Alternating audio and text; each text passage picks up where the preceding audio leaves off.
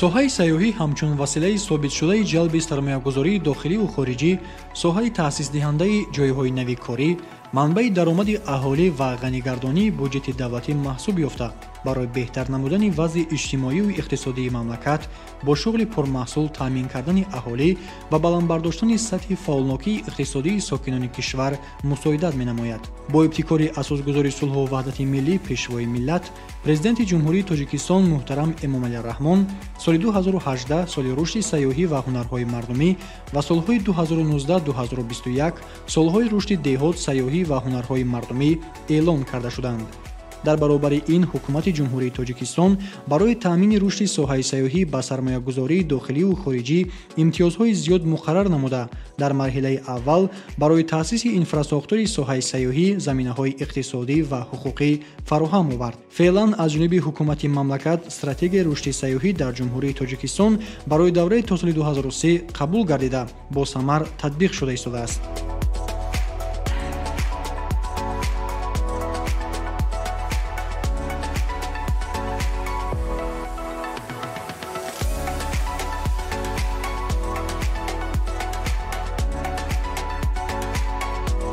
дар партави сиёсати созанда ва бунёдкоронаи пешвои миллат соҳаи сайёҳӣ рушд ёфта, ҷумҳурии Тоҷикистон дар ин самти муҳими стратегӣ ба дастовардҳои назаррас ноил шуда, дар арсаи байнулмилалӣ муаррифӣ гардид. Здравствуйте, меня зовут Ксения. Я из Санкт-Петербурга. номи ман Ксения, аз шаҳри Санкт-Петербурги Федератсияи Русия ҳастам. ман бо даъвати дугонаам ба Тоҷикистон омадам ва ҳоло дар ин гӯшаи беҳиштосоҳ қарор дорам. бори аввал аст ки дар кӯҳҳои зебои Фон қарор дорам. таассуроти ногуфтанист. нахустин маротиба аст ки пиряхҳоро дар ин кӯҳҳо дидам. кӯлҳои мусаффо ҳаст ки ин ҷо зуд зуд ранг иваз мекунанд. осмони Тоҷикистон софу кабуд аст. ба ман ин писанд омад. бори аввал аст ки ба Тоҷикистон омадам. ман ба ҳама ҳамватанони худ он аксҳое ки гирифтем нишон медиҳам ва мегӯям ки Тоҷикистон воқеан зебост. одамон дар ин ҷо бениҳоят меҳрубонанд ва ҳамеша барои кӯмак омодаанд. бо назардошти саҳми соҳаи сайёҳӣ дар рушди иқтисодиёти кишвар, он ҳамчун самти афзалиятнок дар стратегияи миллии рушд барои давраи то соли 2030 дарҷ гардида, пешвои миллат ҳамасола дар паёмҳои худ ба Маҷлиси Олии Ҷумҳурии Тоҷикистон вобаста ба вусъат бахшидани сиёсати давлатӣ дар соҳаи сайёҳӣ ба сохтору мақомоти марбута дастуру супоришҳои мушаххас медиҳанд. инак дар мамлакат аллакай соли шашум аст ки стратегияи рушди сайёҳӣ дар ҷумҳурии Тоҷикистон барои давраи то соли 2030 мавриди амал қарор дорад. мувофиқ ба маълумоти Кумитаи рушди сайёҳӣ назди ҳукумати ҷумҳурии Тоҷикистон, стратегия тавассути се давраи миёнамуҳлат, марҳалаи рушди суръатнок барои солҳои 2019-2022, марҳилаи ба анҷом расонидани санъатикунонии босуръат барои солҳои 2023-2026 ва марҳилаи ташаккули иқтидорҳо барои рушд дар асоси дониш ва навовариҳо барои солҳои 2027-2030 амалӣ карда мешавад.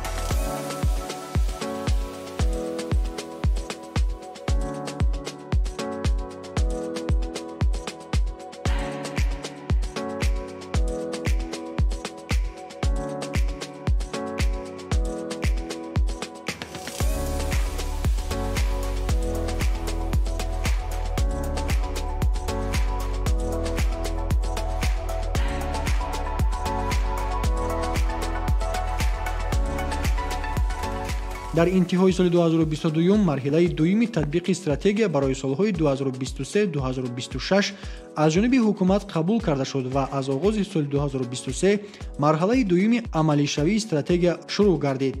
бисёр рамзист ки номи марҳала бо ташаббуси асосгузори сулҳу ваҳдати миллӣ пешвои миллат президенти ҷумҳурии Тоҷикистон муҳтарам Эмомалӣ Раҳмон ки солҳои 2022-2026ро ҳамчун солҳои рушди саноат эълон доштанд, мувофиқат карда дар як ҷараён қарор дорад. дар ин марҳила таваҷҷӯҳи асосӣ ба санъатикунонии босуръати бахши сайёҳӣ, таҳкими захираҳои кадрии соҳа, муаррифии захираҳои сайёҳӣ ҳамчун бренди миллӣ, дастгирии иттилоотонии бахши сайёҳӣ, маркетинг ва пешбурди маҳсулоти сайёҳӣ тавассути иштирок дар намоишгоҳҳои байналмилалӣ, ташаккули маҳсулот ва хизматрасониҳои сайёҳӣ дар соҳаҳои афзалиятнок равона шуда, ҷиҳати иҷрои онҳо аз ҷониби ниҳоди дахлдор тадбирҳои мушаххас андешида мешаванд. дар нақшаи чорабиниҳо бахшида ба рушди сайёҳӣ тафсилоти маблағгузории соҳа инъикос шудааст. дар маҷмӯъ барои солҳои 2023-2026 178.6 миллион сомонӣ, аз ҷумла аз ҳисоби ҳукумати ҷумҳурии Тоҷикистон 35.6 миллион сомонӣ, шарикони рушд 93.4 миллион сомонӣ ва бахши хусусӣ 49.6 миллион сомонӣ пешбинӣ шудааст. маблағҳо асосан барои амалӣ намудани 6 самти фаъолият пешбинӣ шуданд, аз ҷумла такмили низоми идоракунии соҳаи сайёҳӣ, саноатикунонӣ бо суръати сайёҳӣ, тақвияти нерӯи кадрӣ, муаррифии захираҳои сайёҳӣ ҳамчун бренди миллӣ ва таъмини иттилоотонии соҳа, маркетинг ва пешбурди маҳсулоти сайёҳӣ. дар самти саноатикунонӣ бо суръати соҳа ба бунёди истироҳатгоҳҳо ва меҳмонхонаҳои замонавӣ дар шаҳру ноҳияҳои ҷумҳурӣ, тармиму таҷдид ва бунёди иншооти безарар дар назди кӯлу дарёҳо, обанборҳои зебоманзари кишвар бо назардошти таъмини бехатарии экологӣ, бунёди инфраструктури сайёҳӣ ва ташкили ҳомстейҳо, сохтмони таваққуфгоҳҳо барои сайёҳон бо фарогирии хӯроки тезтайёр, ташноб, шустушӯйгоҳ, ҷойи истироҳат ба таври доимӣ, таъмин намудани вазъи хуби санитарию эпидемиологӣ ва экологӣ дар инфраструктури минтақаҳо ва шоҳроҳҳои сайёҳӣ, ташкили хизматрасониҳои муосири сайёҳӣ дар назди минтақаҳои озоди иқтисодии ҷумҳурӣ, таҳияи лоиҳаҳои сармоягузорӣ оид ба бунёд ва беҳсозии инфраструктури сайёҳӣ ва пешниҳод ба сармоягузорон мусоидат карда мешавад.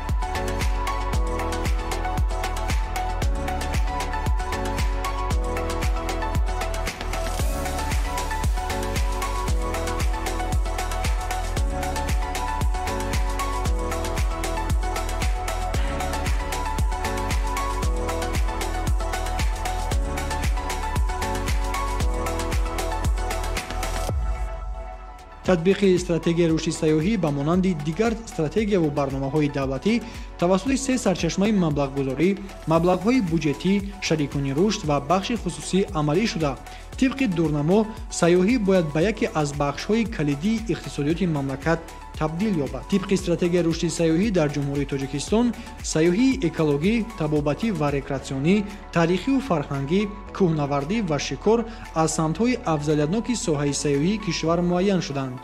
ин аст ки Тоҷикистон қабл аз ҳама бо табиати зебову иқлими хосу мусоиди худ, манзараҳои ҷолиби доманакӯҳҳо, қуллаҳои барфпӯш ва мавзеъҳои ҳифзшудаи табиияш ҷаҳонiyonро ҷалб месозад.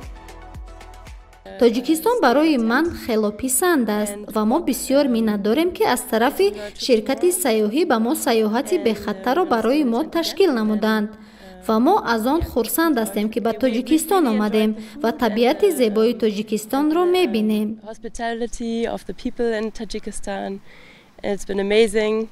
People have been so welcoming. We've met people along the way, along the track. The children are super cute. Yeah. ба монанди ин сайёҳи олмонӣ, дигар сайёҳоне ки ба Тоҷикистон меоянд, аз табиати дилфиреб, меҳмоннавозии тоҷикона ва дигар зарфиятҳои сайёҳӣ дар тааҷҷуб мемонанд ва моро зарур аст шароиту имкониятҳои мавҷударо ба таври густурда муаррифӣ намоем. чун дигар сайёҳон, воқеан ҳам орзуи ман омадан ба Тоҷикистон буд. бори аввал аст ки ман ба ин ҷо меоям. ман бисёр мехостам ба ин ҷо биёям ва кӯҳҳои кишвари зебои шуморо бубинам. имрӯз хеле ҳаловат бурдам. ман дар тааҷҷуб мондам ки шумо чунин одамони хуб ва меҳрубонед ки бо мо бархурди нек доред. воқеан ҳам ҳама мехоҳанд бо мо суҳбат кунанд. дар ҳақиқат ин макон имконияти зиёди сайёҳӣ дорад ва месазад ки ба Тоҷикистон ба дидани чунин манзараҳои ҷолиб биёем. Have some opportunity to come here to Tajikistan to see everything like we had a chance to see. яке аз масъалаҳое ки бояд ба он шурӯъ аз сохторҳои давлатӣ то ширкатҳои сайёҳӣ умуман тоҷикистониён аҳамияти махсус зоҳир намоянд, ин тарғибу ташвиқи имкониятҳо мебошад. ман бо оилаи худ ба бисёр кишварҳо сафар намудам. мо ҳар сол тобистон ба кишваре сафар менамоем. Тоҷикистонро дар сатҳи олӣ баҳо медиҳем. дар сурати ҳарчи бештар муаррифӣ гардидани имкониятҳои мавҷуда дар соҳаи сайёҳӣ, шумораи сайёҳон бештар мегарданд ва ин омил пеш аз ҳама дар таъсис ёфтани ҷойҳои нави корӣ ва беҳтар шудани сатҳи зиндагии аҳолӣ замина мегузорад. асосгузори сулҳу ваҳдати миллӣ пешвои миллат президенти ҷумҳурии Тоҷикистон муҳтарам Эмомали Раҳмон дар паёми навбатӣ дар бораи самтҳои асосии сиёсати дохилӣ ва хориҷии ҷумҳурӣ 28 декабри соли 2023 иброз доштанд ки солҳои 2018-2023 1450 иншооти сайёҳӣ бунёд гардида соли 2023 шумораи сайёҳон ба 1 миллиону 200 ҳазор нафар расид.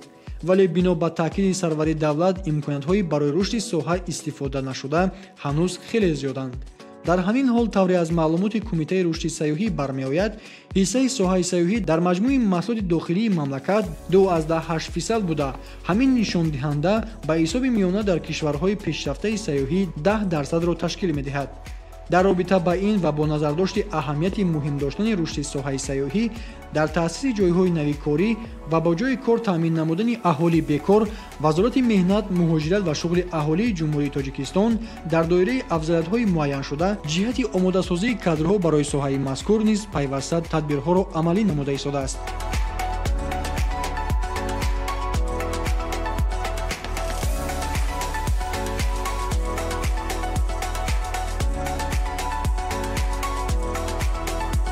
дар стратегияи рушди сайёҳӣ дар ҷумҳурии Тоҷикистон барои давраи то соли 2030 пешбинӣ гардидааст ки ҳиссаи шуғлнокии аҳолӣ дар соҳаи сайёҳӣ бояд то соли 2030 10%-ро бо шумораи умумии аҳолии машғули кор ташкил диҳад ва дар ин замина саҳми соҳаи сайёҳӣ дар ташаккули маҷмӯи маҳсулоти дохилии кишвар то ба 8% расад. бо боварии комил метавон гуфт ки бо ташкил намудани инфраструктураи зарурӣ, ҳаллу фасл намудани мушкилоти логистикӣ, омодасозии кадрҳои сатҳи баланди хизматрасонӣ ва бо назардошти шароит, иқлим, мавзеъҳои таърихӣ ва диверсификатсионии соҳаи сайёҳӣ дар меҳан, ҳадафҳои стратегии Тоҷикистон дар рушди соҳаи сайёҳӣ амалӣ шуда барои таъсиси ҷойҳои навикорӣ ва дар ин замина ба баланд шудани сатҳи шуғлнокии аҳолӣ дар кишвар заминаи мусоид фароҳам меорад.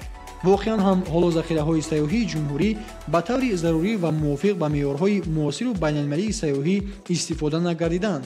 гарчанд пешравиҳо бесобиқанд, норасоии кадрҳои ҳирфавӣ, пешниҳоди хизматрасонии босифат ва инфраструктураи мутараққӣ дар минтақаҳои дурдаст аз масъалаҳои ҳалношуда боқӣ мемонанд. ин аст ки мувофиқи стратегияи рушди сайёҳӣ дар ҷумҳурии Тоҷикистон барои давраи то соли 2030 ислоҳот дар соҳа идома ёфта, саҳми сайёҳӣ дар рушди иқтисодию иҷтимоии кишвар дар солҳои минбаъда ба таври назаррас баланд бардошта мешавад.